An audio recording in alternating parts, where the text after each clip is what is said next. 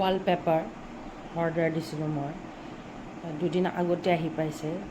সেই ৱালপেপাৰখিনি মই বৰ্তমান ইউজ কৰা নাই আৰু লাহে লাহে এতিয়া ইউজ কৰিম। হোৱাইট ফোম আৰু ইয়াতে ষ্টিক আছে, পেষ্ট কৰিব লাগিব। ভাবিছোঁ এইখন ৱালত মই মাৰি দিম। বেক চাইডত এনেকৈ আছে। এই চিলভাৰ পেপাৰখন মই ইয়াৰ পৰা আঁতৰাব লাগিব আৰু তাৰপিছত মই পেষ্ট কৰিম ৱালত। চাই লওঁ কেনেকুৱা হয়। ইটছ লাইক ফাৰ্ষ্ট টাইম, চ' সেইকাৰণে অলপ প্ৰব্লেম পাইছোঁ। ৱালখনত ভালকৈ মই ষ্টিক কৰিব পৰা নাই, আঠাটো খুব টাইট।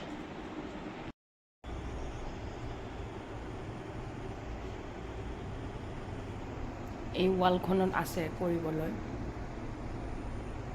এজন মানুহৰ হেল্প লাগিব, অকলে নোৱাৰে, কাৰণ ওপৰত হৈ গ'ল ন। যেতিয়া কমপ্লিট হৈ যায় মই তেতিয়া আপোনালোকক দেখাম কেনেকুৱা লাগে প্লেচটো। বাট কাৰণ মই জাষ্ট ষ্টাৰ্ট কৰিছোঁ ব্লগটো বনাব।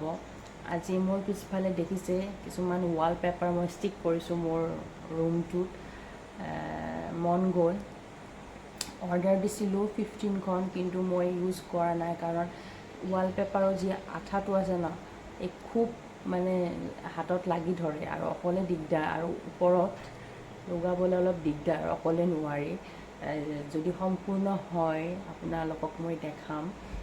কিন্তু এই যোনখন ৱালপেপাৰ মই ইউজ কৰিছোঁ, হোৱাইট ফোম ৱালপেপাৰ, এই যি আঠাটো আছে এইটো খুব টাইট আৰু এইটো ষ্টিক কৰিবলৈ দিগদাৰ হয়।